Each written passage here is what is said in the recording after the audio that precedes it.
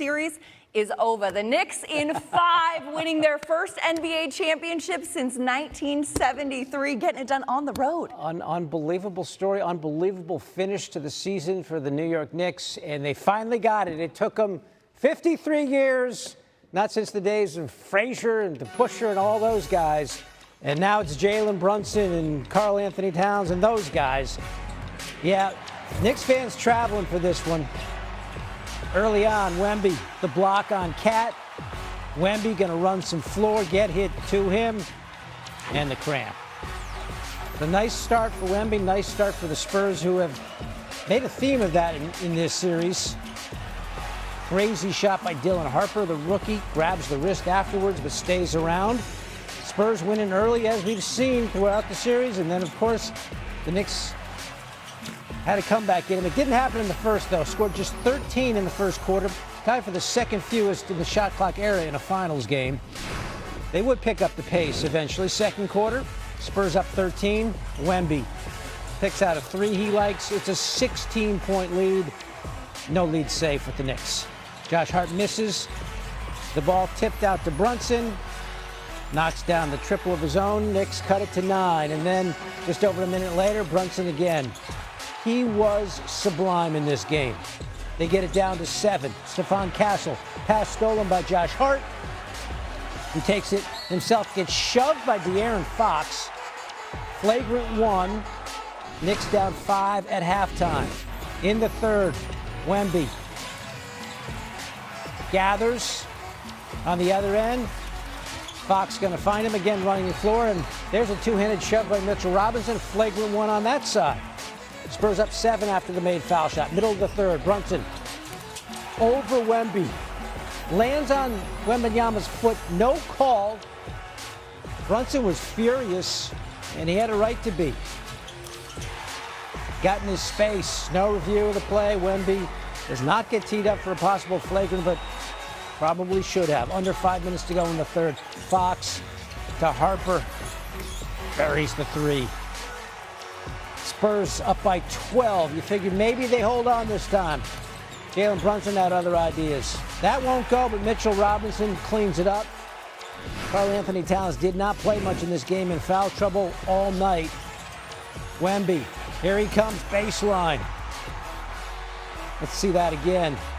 Right past Towns, Spurs up by 9. Later in the fourth, Brunson. So crafty. Beats Wemby off the dribble, just carves out enough space to get it in. And then Brunson lays it up. That gives him 40. He would have a few more in him.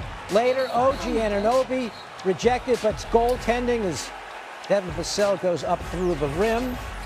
Knicks by 3. And then Wemby goes to work on Towns. That's his 6th. He fouls out on the body check. Wemby goes 1 for 2, makes it a 2-point game. And then Harper shoots, gets it to go. The rookie had 25 to lead the Spurs, but Brunson was just too good. The floater there.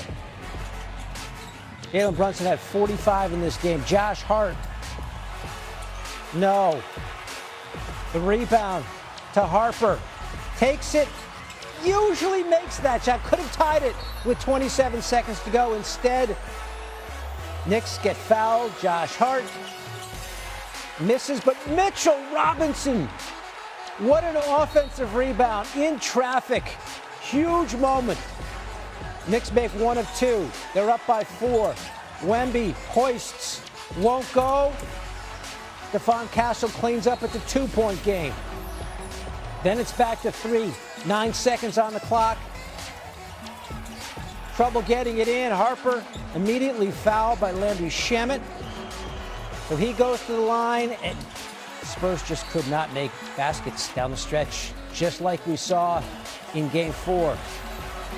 OG Anunoby makes it a 2-possession game with that foul shot. And this thing is basically over. Wemby tries to get something going. That wasn't close. And how about it? The New York Knicks grabbing their first title since 1973. 94-90, they do it in 5. Woo. Knicks in 5. The city is alive. We now bring in Kendrick Perkins. The Knicks have been running this series like the racehorse golden tempo. Just trail in the beginning and then come in with a late push, getting it done. Brunson leading the way with 45. How incredible has this run been for these New York Knicks? Listen, let me say this. This New York Knicks team is one of the greatest teams of all time. They rank top 5 in my books. This run that they had to win this championship, led by big body Brunson, he needs to take a huge victory lap right now because he has silenced so many people. When you talk about bringing back and making it relevant again, the quarterback position, the small guard, do we understand that Jalen Brunson has joined the elite company with Steph Curry and Isaiah Thomas for small guards leading their team to a championship and getting it done in great fashion? This man has become the greatest Knick of all time. Yes, I said it. He has become the greatest Knick of all time. He would never spend another dime on another meal, another drink. I don't know if he's even going to have to pay his mortgage in the city of New York. This is Mr. New York. He is the new Derek Jeter of this generation. All-time great run. All right, let's hear from the greatest Knick of all time in your words. Perky, Lisa Salters there with Brunson. Let's have a listen. I got no words.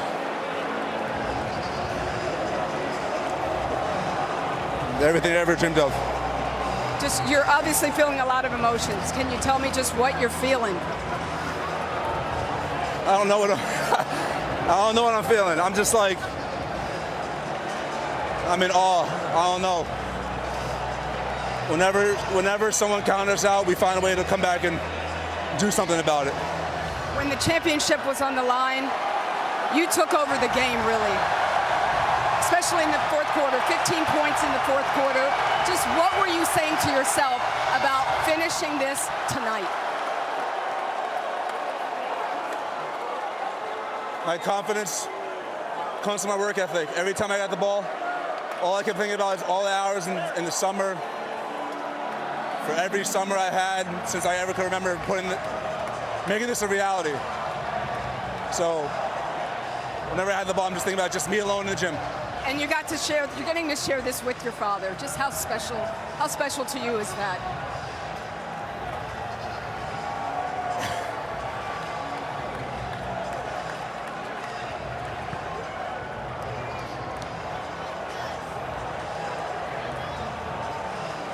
We can see it. That's it then, we can see it. You said you've been doubted your whole life. Too small, not this, not that. But what has this team shown about heart? We're going to find a way. Whatever you put in front of us, we're going to find a way. It doesn't matter. It does not matter whatsoever. We're going to find a way every single time we step on this court. Every time. Congratulations, champ. Thank you. Jalen Brunson with some tears and a performance for the ages. 45 points, tied with Michael Jordan back in 1998 for the third most in a finals clinching win all time. Only Bob Pettit and Giannis had more in their clinchers, both with 50 in those games. But what a moment for Jalen Brunson. And let's bring Perk back in here. You saw the tears from Jalen Brunson, the emotion, the build-up. Just what goes through your head, Perk, when you see something like that? Well, I mean, you just watch a guy that, has played in the toughest market in sports, right, and has carried the weight of, failing to reach his goal since he put on the Knicks uniform, hearing all the backlash, but stayed true to his game, stayed true to himself, stayed true to his teammates. He never pointed the finger. He never threw anybody under the bus. And we have to realize this.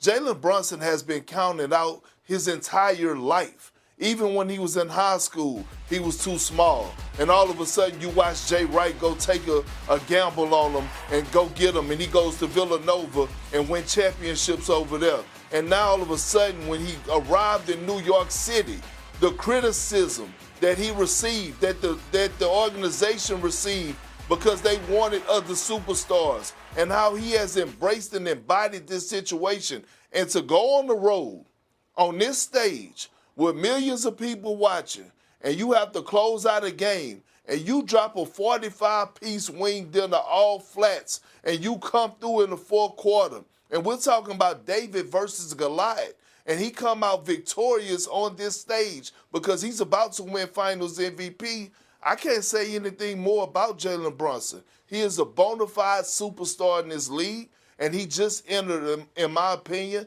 top 75 greatest player of all time. Somebody in that top 75 has to step aside.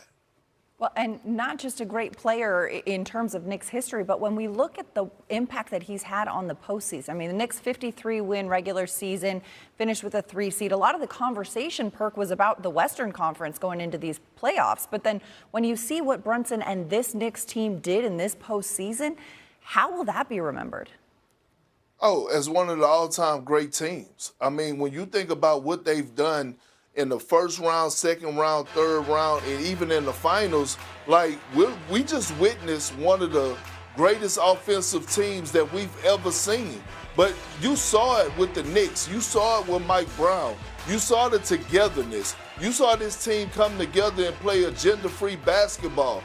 Mike Brown at times was going 10, 11 deep into his bench. The trust that he had in all the other guys. Those guys coming in and being stars in their role. Landry Shamet had crucial moments. We saw Jordan Clarkson come in when he didn't even get minutes in game 1 and game 2, and he contributed.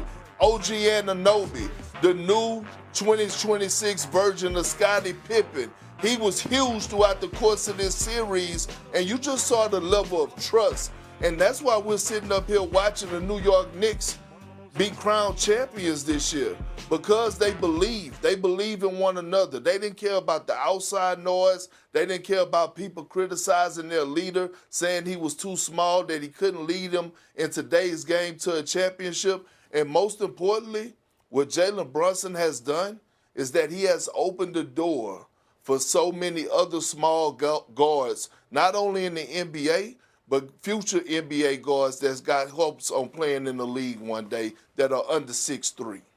Yeah, we showed a highlight there where he's I don't know what he's given up, 15 inches to Wemby, and somehow Wemby's on him and he still can't block the shot. He's so crafty. He gets to his spot and he does what he needs to do with his footwork. To me, I'll defer to your basketball expertise, Perk, but to me it looked like the Knicks won this series sort of in a microcosm of the last 2 games because they were mentally tougher.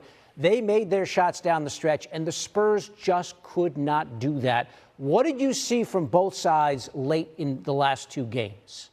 Well, look, Lloyd, when it gets to this point, Dave, about, when you get to deep into the postseason and the NBA Finals, it's not about X's and O's no more. It's about who wanted the most. And that was the difference. We saw the Knicks. We saw Josh Hart diving on the floor for loose balls. We saw OG Anunoby throughout the course of this series having moments which he was having chase down blocks, big-time steals. We saw the